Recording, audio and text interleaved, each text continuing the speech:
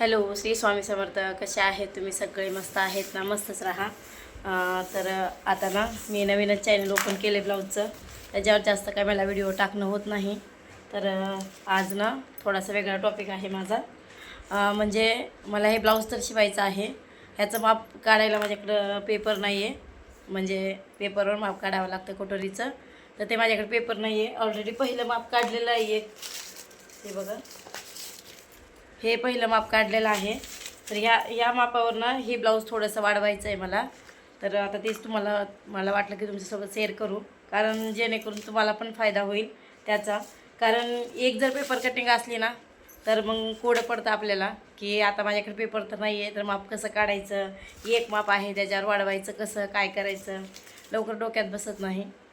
त्यामुळे म्हटलं की चला तुमच्यासोबत शेअर करू. एक जर माप असेल ना आपल्यावर, त्याच्यावर आपण बरेच माप काढू शकतो. तर तेच मी आता तुमच्यासोबत शेअर करणार आहे. तर चला मग. आणि मला ना हे जे माप आहे ना, तर या ब्लाऊजमध्ये ना थोडासा बदल करायचा आहे. म्हणजे त्याची जी कटोरी आहे ना तर ती थोडीशी वाढवायची आहे. तर ते पण मी तुम्हाला दाखवते की आपल्याला काढलेल्या मापावर कटोरीचं साईज वगैरे कसं वाढवायचं आणि माप पण वाढीव कसं टाकायचं ब्लाऊज पिसावर. तर तेच तुमच्यासोबत शेअर करते. तर चला मग आपण माप बघू मी कसं टाकणार आहे. तर चला मग. हॅलो ताईनो.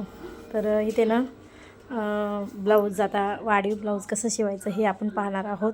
म्हणजेच ऑलरेडी अगोदरच माप काढून घेतलेलं होतं पेपरचं.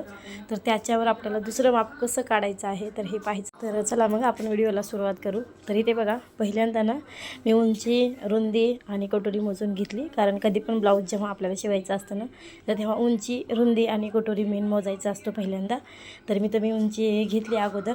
तर उंची होती ना म्हणजे 13ची उंची होती आणि माझं जे माप होतं ते 12.5चं होतं. म्हणजे अर्धा इंचाचा फरक पडत होता. आणि रुंदीला पण माझं जे माप होतं ना ते रुंदी 9.5ची होती. म्हणजेच 36चं माप होतं आणि मला काढायचं होतं. म्हणजे हे जे माप आहे 32चं होतं आणि मला 36चं माप काढायचं होतं. म्हणजे 2-2.5 इंचाचा फरक पडत होता त्यामुळे. आणि उंचीला पण ना मला 13चं ब्लाऊज घ्यायचं होतं. तर उंची 12.5ची होती ह्या पेपरची. तर इथे बघा, पहिल्यांदा मी ब्लाऊजची जेवढी उंची होती तेवढी पिसावर टाकून घेतली. तर खाली बघा अर्धा इंचाचा फरक पडायला लागला आहे. तर तेवढं खालच्या साईडनं अर्धा इंच सोडला आणि वरी पेपर ठेवला आणि जसं आहे तसं आखून घेतलं. आणि तो जो मधला भाग आहे कटोरीच्या साईडचा, तर तो पण अर्धा इंचानं खालून बघा टेपनं मी वाढवून घेते. आणि रुंदी जी आहे ना, रुंदीला हे ब्लाऊज जे आहे ते 9चं होतं आणि मला घ्यायचं होतं 10 इंच घ्यायचं होतं रुंदी. म्हणजे 40चं ब्लाऊज घ्यायचं होतं मला. म्हणजे त्यांचं ब्लाऊज छोटंच होतं, एवढं काही 40चं मोठं नव्हतं. पण त्यांचं बाळ छोटं असल्यामुळे त्यांची बॉडीचा जो भाग आहे तो थोडा मोठा घ्यायचा होता. त्यामुळे ब्लाऊज वाढवून घ्यायचं होतं मला. तर इथे बघा कटोरी पण मी कसं वाढवून घेते. चारी बाजूकून अर्धा इंच वाढवून घेतली कटोरी मी. आणि कटोरीच्या साईडचा भाग आहे तर तो पण खालच्या साईडनं अर्धा इंच आणि साईडच्या साईडनं 2-2 इंच वाढीव घेतलेला आहे मी. आणि कटोरी पण अर्धा इंच वाढीव घेतली. म्हणजे जे माप आहे आपल्यापाशी तर त्याच्यापासून मोठ्या साईडचं माप कसं शिवायचं हे तुम्हाला मी दाखवण्याचा प्रयत्न केला ह्या व्हिडिओमध्ये. तर तुम्हाला समजलं जर असेल तर मला नक्की कमेंटमध्ये सांगा. समजलं नसेल तर ते पण सांगा, म्हणजे मला दुसरा व्हिडिओ टाकायला येते अजून. तर इथे बघा, खालच्या साईडनं आपला जो बॅक साईडचा भाग असतो म्हणजेच पाठीचा जो भाग असतो तर तिथून ना अर्धा इंचानं ना कट करून घ्यायचं. म्हणजेच जेव्हा आपण फिटिंग करतो ना तर तेव्हा काखामध्ये झोळी येणार नाही. त्यामुळे तर आता बघा, बाह्य मी डायरेक्ट ब्लाऊजवरच बाह्या कट करते.